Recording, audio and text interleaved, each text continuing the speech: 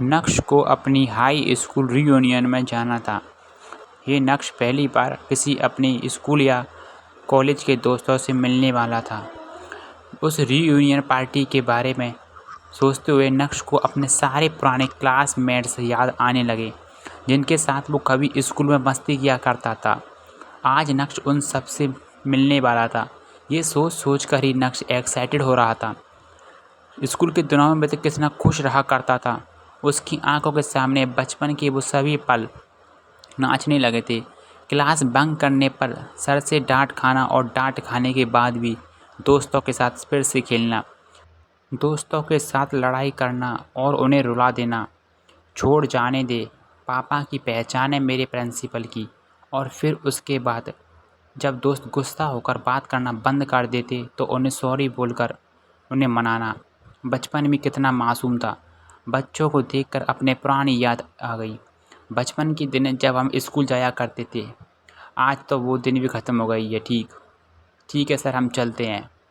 ये बोलते हुए नक्श को इस समय स्कूल में हुई सारी मस्ती याद आ रही थी। उसे भी ये एहसास हो रहा था कि वे इस दुनिया से कितनी अलग थी।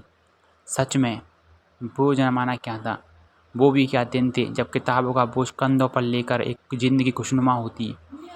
ये सोचते ही नक्श के चेहरे पर मुस्कान और भी ज़्यादा एक्साइटेड हो रही थी। नक्श को यकीन नहीं हो रहा था कि वो अभी इतना जल्दी बड़ा कैसे हो गया। ऐसा लग रहा था जैसे ये सब तो जैसे अभी कल की ही बात है। इतना ही नहीं, स्कूल के दिनों में पनिशमेंट के चलते बेंच पर खड़े होकर खेलना, क्लास की हर लड़की को भाभी बताना, इन सब में कितना मज़ा आता था। दोस्तों के साथ कैंटीन की पेटीज और समोसे खाने जाना और फिर इस सब बात पर लड़ाई करना कि आज की पार्टी कौन देगा। इन सब में नक्श को बहुत मज़ा आता था। दोस्तों से पढ़ाई में कंपटीशन करना, स्कूल भी जैसे अपने आप में ही एक पूरा संसार थी। दुनिया का डर था और ना ही दुनिया से लड़ने वाले की ख्वाहिश थी। स्कूल के दिनों में नक्श जितना खुश रहा करता था, शायद ही उसके बाद कभी उसे इतना खुलकर जीने का मौका मिला। नक्श इन ख्यालों के साथ अभी आगे बढ़ ही रहा था कि तभी उसे अचानक कुछ याद आया। रीयूनियन में तो शिवानी भी मिल सकती है। दरअसल शिवानी स्कूल की वो लड़की थी जिसे नक्श स्कूल के दिनों में पसंद करता था। उसके करीब जाने के लिए उसने काफ़ी पापड़ बेले थे। हाय, मैं नक्श हूँ। शिवानी को जब इस बारे में पता चला तो उसने नक्श को खूब भला बुरा कहा। शिवानी केमिस्ट्री टीचर की बेटी थी और स्कूल में तब आई थी जब नक्श 7th क्लास में पढ़ता था। नक्श को आज भी याद है कि कैसे उसके सारे क्लासमेट्स शिवानी को देखकर बोलते थे, मोटी मोटी मोटी। क्लास के सभी लोग शिवानी से बात करने की चाह रखते थे और रखते भी क्यों नहीं, शिवानी थी ही इतनी सुंदर। तो फिर क्या, नक्श को भी उससे पहली नज़र में प्यार हो गया था। लेकिन वो अलग बात है कि नक्श उसके साथ कभी भी अपनी केमिस्ट्री सेट नहीं कर पाया था। नक्श के सारे दोस्त उसे शिवानी के नाम से चिढ़ाते भी थे।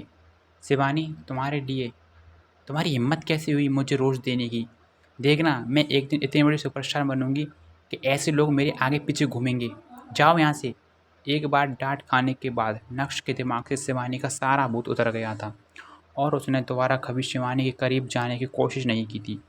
देखना, मैं एक दिन इतना बड़ा आदमी बनूंगा, सब मेरे आगे पीछे घूमेंगे। यही वजह थी कि स्कूल वाले प्यार की ये कहानी स्कूल में ही ख़त्म हो गई थी। और स्कूल के बाद 10-15 बार नक्श ने शिवानी को फेसबुक और इंस्टाग्राम पर देखने की भी कोशिश की थी, पर अनिका से मिलने के बाद उसकी ये खोज खबर भी ख़त्म हो गई थी। हालांकि अब शिवानी के लिए नक्श के दिल में कोई जगह नहीं थी, लेकिन फिर भी वो दोबारा शर्मिंदा होने से बचना चाहता था। नक्श को शिवानी से मिलने का डर तो था ही, पर वो रियूनियन पार्टी के लिए लेट भी नहीं होना चाहता था। उसे जल्दी से जल्दी तैयार होकर पार्टी के लिए निकलना था। अब नक्श पहले वाला नक्श नहीं रहा। भले ही नक्श अभी टैक्सी से ट्रैवल कर रहा था, लेकिन उसके अंदर एक गजब का कॉन्फिडेंस आ गया था। दूसरी बात, अंशी कॉरपोरेशन में अनिका मीटिंग रूम से बाहर आ रही थी। वो काफ़ी सीरियस लग रही थी कि तभी उसने कुछ एम्प्लॉयज़ को बातें करते सुना और सभी लोग नक्श के बारे में ही बात कर रहे थे। यार, मैं तो हंस हंसते मर जाऊंगी। दुनिया में इतने अजीब भी आदमी होते हैं क्या? मतलब तेवर तो देखो इसके, करता धरता तो कुछ नहीं है। और आ गया यहाँ पर हमारी मैडम को गुस्सा दिला दिया। मुझे तो लगा था कि मैडम शायद इसे छोड़ देंगी, लेकिन ये तो सारा उल्टा हो गया। खुद मैडम के सिर पर नाच रहा है। मुझे तो कभी कभी लगता है कि उन दोनों की शादी हो कैसी गई। अरे शादी छोड़, 2 साल में उनका डाइवोर्स भी कैसे नहीं हुआ। अनिका देखकर हैरान थी कि उसके यहाँ काम करने वाले एम्प्लॉयज़ ने उसका ही मजाक बनाकर रख दिया है। आज मैं थोड़ा जल्दी आ गई ना ऑफिस, तो मैंने उसके मैम के पीछे पीछे जाते हुए देखा। पहले तो मुझे लगा कि वो नौकर है, लेकिन उसके बाद में उसके तेवर जो बदले। वो बोल रहा था कि बिहान सर ने दिया हुआ डायमंड नेकलेस नकली है, मैं खुद इसे लाकर दे सकता हूँ। मतलब सोचो, जिस इंसान ने जीवन में कभी हार देखी भी नहीं है, वो जौहरी बना घूम रहा है। अरे तुम लोगों को याद है ना, पिछले साल ये आदमी आया था अपना पुराना स्कूटर लेकर।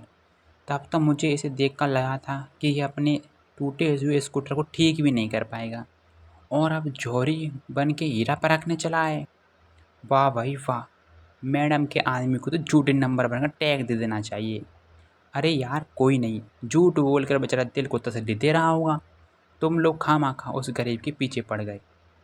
तभी अचानक उमा ने देखा कि अनिका उसकी सारी बातें सुन रही थी। सॉरी मैम, हम लोग तो बस यूं ही। तभी सभी लोग वहाँ से निकल गए, लेकिन हिम्मत उमा के पास भी नहीं थी। अनिका ने कुछ भी नहीं कहा, और यहाँ सभी के जाने के बाद अनिका भी चुपचाप दिल में गुस्सा भरकर वहाँ से निकल गई थी। जब अनिका अपनी कैबिन में गई तो उसके लिए अपने गुस्से को काबू में रखना बहुत ही मुश्किल हो रहा था।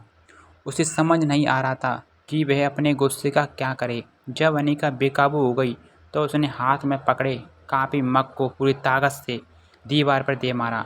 अनिका के मन में अब भी यही बात चल रही थी कि आखिर नक्श की वजह से उसे और कितना बेइज्जत होना पड़ेगा। पापा, मैं तो आपकी सबसे प्यारी बेटी थी ना। मैंने तो आपकी हर एक बात मानी। मैंने सोचा आप मेरे लिए जो भी सोचोगे अच्छा ही चुनोगे, इसलिए मैंने कभी किसी को डेट नहीं किया, ना ही मैं किसी के साथ रिलेशनशिप में भी आई।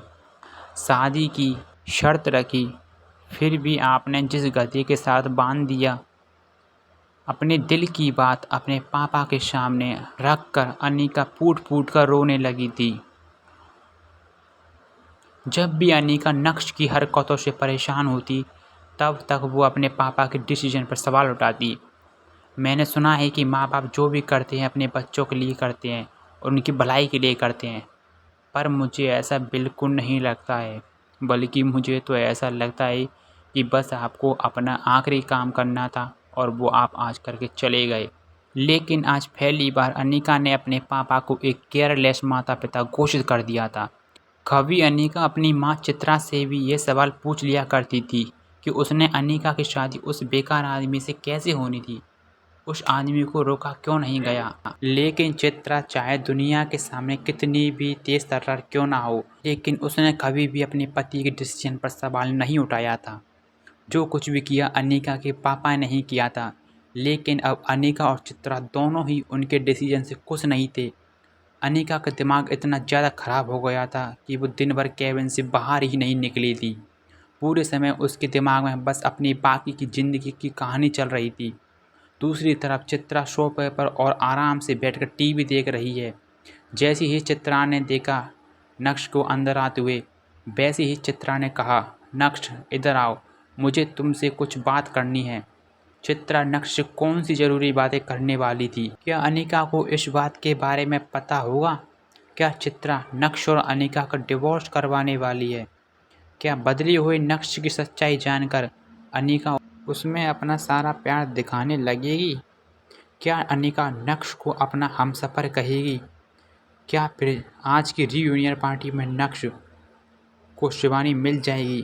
क्या नक्श और शिवानी के बीच में प्यार का सिलसिला फिर से उठेगा? क्या शिवानी की वजह से नक्श अनिका को छोड़ देगा? आगे की सारी कहानी जानने के लिए सुनते रहिए पीके एडिट की इंस्टा एम्पायर पार्ट 4।